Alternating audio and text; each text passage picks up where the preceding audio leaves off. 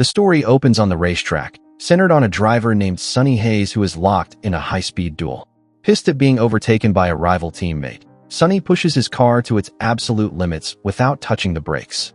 His daring and reckless approach makes his crew nervous, but it's precisely this skill that allows him to reclaim the lead for his team. He radios his partner, telling him to hold their position. They go on to win the race. However, Sonny displays a peculiar habit. He shows no interest in the trophies, refusing to even touch it. His motivation is purely financial. Once he receives his payment, he departs. His contract with the team was for this single race, and with the job finished, he walks away. Later, while Sonny is at a laundromat, he is approached by an old acquaintance, Ruben. Ruben is the owner of a team in the world's premier racing series, but his organization is in dire straits, facing losses of $300 million and sitting last in the standings. If his team fails to secure a single victory in the season's 9 remaining races, the board of directors intends to dissolve the team. Ruben has sought out Sonny as a last resort. Sonny declines the offer. Ruben attempts to persuade him, highlighting Sonny's decades of experience in contrast to his team's inexperienced rookie. He insists that together, they could be a formidable pair. After much pleading, Ruben leaves behind flight tickets, holding on to the hope that Sonny will have a change of heart. We are then introduced to Ruben's rookie, Joshua Pearce, as he practices on the circuit. After his session, the team's technical director, Kate, asks for his feedback on the car's performance. He gives them the same answer I give when asked about taxes: absolutely nothing useful. His manager later warns him that the team is on the verge of being sold. If the team folds, so will his career. At that moment, Sonny Hayes arrives at the team headquarters. Ruben is thrilled. He announces that Sonny is there for a trial run. He is met with resistance from everyone. Sonny proposes a simple challenge: give me Joshua's lap time. If I'm slower, I'll walk. After studying the car and the lap data, Sonny begins his run, but very soon, his car spins out on the track. He struggles with control and even crashes into the barrier. Everyone thinks he's washed up, but then he calmly points out all the flaws in the car to Kate, and somehow clocks in faster than Joshua's benchmark despite the crash. The story returns to Joshua, whose manager is encouraging him to build his public profile. Joshua expresses his frustrations to his mother. He's worried that the team's poor performance will cost him his place in the sport, and now he has to contend with an old-timer joining the roster. News of Sonny Hayes' return spreads throughout the media. His career had abruptly ended 30 years ago after a severe accident. A comeback attempt 10 years later had been unsuccessful, and he had since faded into obscurity. His past is messy: gambling, failed marriages, even working as a cab driver. Now, he was joining a team with a history of never finishing in the top 10. During a press conference, Joshua makes a sarcastic comment about the team giving opportunities to old men. The day of the first race arrives. Joshua, at his mother's insistence, gives Sonny a reluctant apology for his earlier remarks. Before the race, Ruben introduces Sonny to an investor, Peter Banning, one of the few board members who genuinely hopes for the team's success. As Sonny sits in his car, he begins to have second thoughts. During the formation lap, when drivers warm their tires, Sonny remains stationary at the starting line. Commentators say that he is out of practice. Then, he accelerates, lining up last on the grid. It was a deliberate strategy. His tires are now significantly hotter than his competitors, giving him a substantial grip advantage. Using this edge, Sonny begins overtaking other cars one by one. However, once the other car's tires reach optimal temperature, they begin to pass him. Later in the race, a pit stop for Joshua takes 7 seconds. Sonny's stop takes over 9. The two teammates find themselves battling for the same position on the track. Joshua demands over the radio that Sonny let him pass, but Sonny refuses to give up his place. Their fight escalates until they collide, taking both cars out of the race. An enraged Joshua storms back in. Sonny calmly tells him, "Mistakes happen, but this one's on you." He also informs the team principal that he will not obey orders to relinquish his position. Later, Ruben confronts Sonny, expressing regret over his decision to bring him back. In response, Sonny inquires about Kate, the first female technical director in the sport. Ruben warns him to stay away from her. Undeterred, Sonny approaches Kate directly. He bypasses small talk and tells her their only chance of winning is to improve the car's performance. He demands an immediate redesign. Kate retorts that she will consider his input only after he successfully finishes a race. A contrast is shown between the two drivers. Joshua trains with advanced simulators, while Sonny relies on his instincts and traditional methods. Joshua begins to observe Sonny, studying his past achievements and current training regimen. In the next race, Joshua suggests they race without any risky maneuvers. But once again, the two find themselves in direct competition. Sonny suffers a tire puncture and tells the team to switch him to soft tires. They object, arguing the tires won't last in the heat. Sonny refuses to push the car until they comply. Left with no choice, the team follows his command. Back on track, Sonny executes a calculated plan. He deliberately makes contact with another car, forcing a safety car to be deployed, which slows down the entire field.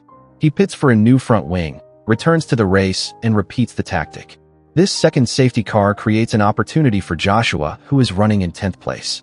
Sonny then crashes his own car, bringing out a third safety car. This gives Joshua a perfect window to pit for new tires. A pit stop under 3 seconds allows him to retain his position. For the first time in its history, the team finishes in the top 10. Afterwards, Sonny reminds Kate of their agreement, and this time she begins working on his proposed modifications. At the Italian Grand Prix, Sonny outlines his strategy. He will drive recklessly to draw attention, creating an opening for Joshua to win. As the race begins, Sonny employs various tactics to help Joshua move up the order, his main objective being to slow down the current world champion. Joshua advances to 4th place. Then, rain begins to fall. Drivers must switch to wet weather tires, but Joshua remains on the track, skillfully navigating his way into 2nd. Sonny positions himself to block the champion again, setting Joshua up for a pass that would give him the lead. He instructs Joshua to be patient and wait for the signal, but Joshua makes his move too early and suffers a catastrophic crash. Sonny immediately stops his car and pulls Joshua from the flaming wreckage. At the hospital, Joshua's mother confronts Sonny, blaming him for endangering her son's life. The media also holds Sonny responsible for the accident. Joshua, recovering at home, knows he will be unable to race for the next 3 events. Kate implements new modifications to the car. Sonny motivates the crew, preparing them for what lies ahead. In the following races, Sonny finishes 9th, then 7th, and eventually 5th. Joshua, watching this, becomes jealous. 3 races later, Joshua returns. He sees fans cheering for Sonny, which fuels his envy. On the track, he drives aggressively and, in a reckless maneuver, collides with Sonny, forcing him out of the race. This time, Sonny loses his temper, telling Joshua that he is on a path to destroy his career and betraying the trust of Ruben and the team. Kate witnesses the entire exchange. She later arranges for both drivers to meet in Las Vegas, where she attempts to mediate their conflict through a game of poker. During the game, Sonny advises Joshua to disconnect from social media and focus solely on driving. Joshua wins the game and leaves. Sonny reveals to Kate that he intentionally lost the hand. Later that night, Sonny opens up about his past and the accident that derailed his career. He describes a state of perfect clarity he used to feel while racing, a feeling he is desperate to experience once more. Ruben arrives with bad news. He reveals that F1 officials received an anonymous tip, accompanied by forged documents claiming their car's modifications were illegal. As a result, their cars are under review and they will be forced to race with the older, slower models. The next race begins under difficult circumstances. Sonny drives erratically, ignoring team instructions, which leads to a severe accident. At the hospital, Ruben shows him medical reports not from this crash, but from his accident 30 years ago. The reports detail career-ending injuries, indicating he should never have been medically cleared to race again. Ruben gives up and informs Sonny he is no longer part of the team. Peter, the investor, visits Sonny and reveals that his return has generated significant interest from potential buyers. Peter proposes a deal. He will create a new team with Sonny as the principal. He then admits to forging the documents to sabotage Ruben, ensuring the team would fail so he could purchase it. The scene shifts to the final race. Joshua confesses to his mother that the accident in Italy was his fault. He dismisses his manager, deciding to focus entirely on racing. Just before the race, Sonny makes a dramatic return, presenting a legal document that absolves Ruben and the team of any liability for his physical condition. At the same time, news arrives that their modified cars have been reinstated, as the documents against them were proven to be fake. The final race of the season commences. Sonny's role is to slow down the leaders to help Joshua. Through strategy and teamwork, Joshua manages to reach first place. However, his older tires begin to wear, and he is overtaken. All hope seems lost until a collision between Sonny and another driver results in a red flag, temporarily stopping the race. This allows all cars to make repairs and get fresh tires. The stewards review the incident and assign no penalty to Sonny. The race restarts with Joshua and Sonny positioned just behind the leaders. They work together to move forward. Now, only the 7-time world champion stands between them and victory. Sonny makes a sacrifice, slowing the champion to allow Joshua to take the lead. The champion fights back, overtakes Sonny, and challenges Joshua. In their battle for first, the champion and Joshua collide, taking both of them out of the race. This leaves Sonny in the lead.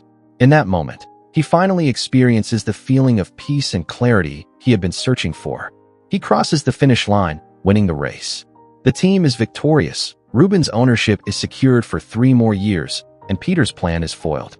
Even after this monumental victory, Sonny, as usual, does not touch the trophy. He says goodbye to Kate and walks away from the track. His deal was complete, and his story had come to its conclusion.